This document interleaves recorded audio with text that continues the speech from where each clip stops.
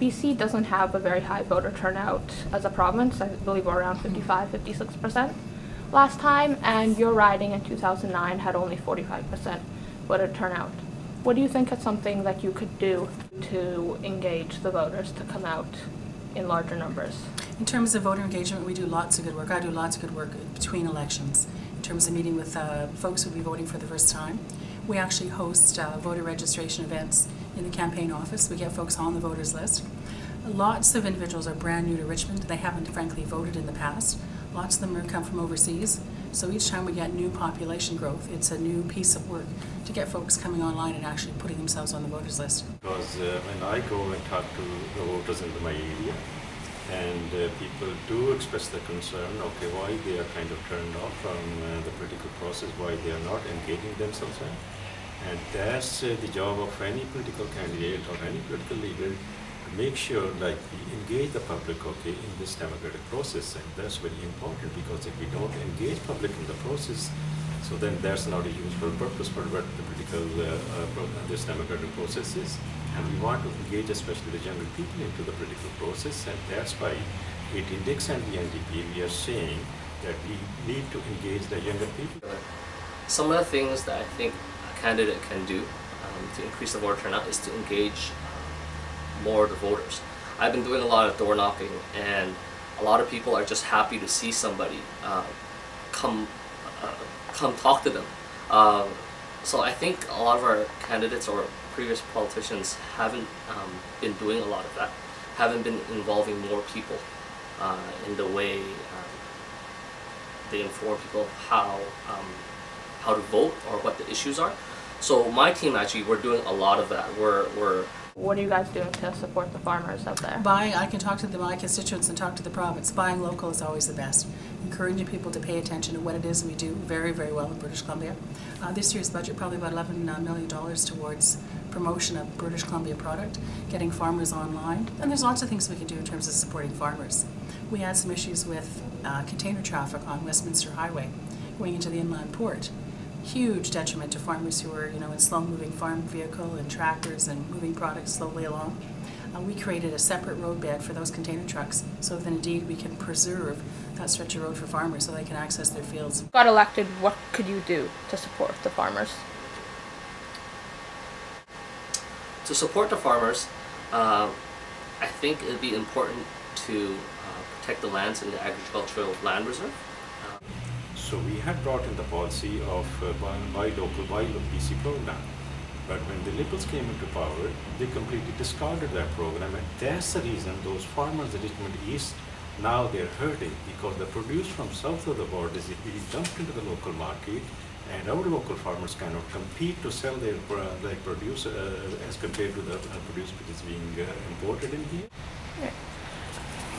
One of the things that the provincial government has announced fairly recently is the replacement for the Massey Tunnel.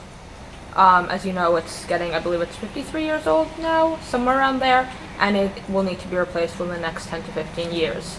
They've outlined 5 proposals for the tunnel, which I assume you're aware of. What do you think should be done with the tunnel to best serve the people in Richmond East? But the current system, the current tunnel, actually, we make some improvements in the tunnel, like say lighting and some other improvements in the tunnel. And then especially the interchanges on Stevenston Highway 99.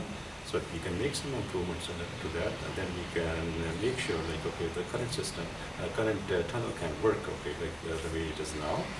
And so that's the way I think, like, okay, but that means it's not on our priority. We are working, and also there are other major infrastructure. What do you think would be best for Richmond East in terms of that tunnel? Well, it actually connects 2 cities, as you know. It connects Richmond and Delta, and it creates issues around congestion with ferry traffic coming. So we've got the Highway 17 piece, we've got the Oak Street connectors, we've got the bridges coming into Richmond, and you will know Richmond's an island. So traffic congestion is always going to be an evolving issue. How you can respond to new traffic patterns, to where there's new development, where there's new workplaces, all of that comes to play. I'm not going to predict the outcome of the consultation. I've been to 3, or I guess 4 of the public hearings now, in terms of people being invited to give their thoughts. Where do they think it should go? Should it be a bridge? Should it be a tunnel? Lots of good debate, lots of good discussion. At the end of the day, what anyone wishes is less traffic congestion. I've been reading up a lot on the issues and talking to a lot of people regarding it. It's still early on the consultation. I think more environmental assessments need to be done, like noise assessments. But as for Richmond East residents, what I think is important for us is the options need to look at how to relieve congestion over at Steveston and number 5 and all the other parts that feed into the highways.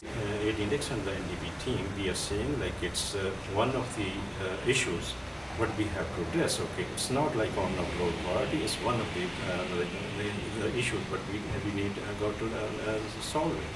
How we can do it? Like those proposals which are being put forward, I'm fully aware of those. Sure.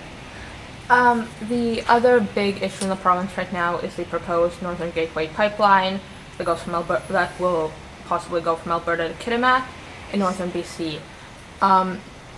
Adrian Dix has not come out in favor of this pipeline, from last that I've read. What do you think should be built? Should it be built? Should it not? What's your opinion on the pipeline? Well, on the Northern Gateway pipeline, the issues are okay because it's going to have huge environmental disaster, okay, in case of a severe spill.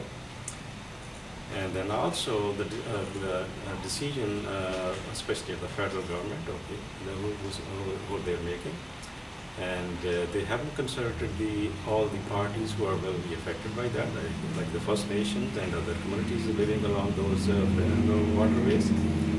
And then also what I'm concerned is our own provincial government had given up their own right to the federal government actually, because okay, there's no legitimate environmental assessment are done on that project. And this is what we and Dix and the NDP, we are saying that if we form the government on May 14th, so we will have our own made in BC environmental assessments done on that, and then make sure we consult all the parties who are being affected and involved in that. And but that's the reason actually we are opposed to Enbridge pipeline. The Premier has been absolutely abundantly clear since the outset. She's put 5 principles in place, 5 things that must be realized. One is an environmental review federally. That must happen. If they get the permit to go forward, then it engages a bunch of other discussion. If they don't, they don't. But should British Columbia have the ability to protect our coastline? Absolutely. Should there, if there's royalties that are going to be accrued, should British Columbia benefit from that? Absolutely. And the Premier has been clear on her position in terms of asking for all of those things that would in turn benefit British Columbians to come to the fore before any other decision will be reached. The BC Conservative Party is for a pipeline. Mm-hmm. We understand the environmental concerns regarding the pipeline. I've talked to lots of people regarding it as well, and there's lots of fear about what, if there is a leak, what might happen to the tourism, to the wildlife, to the environment in general. I think those are very valid concerns, and the party takes a position where they think all those environmental concerns need to be taken into consideration. But we also believe that it shouldn't stop the conversation. Right? Our province is in desperate need of high-wage jobs and resource development.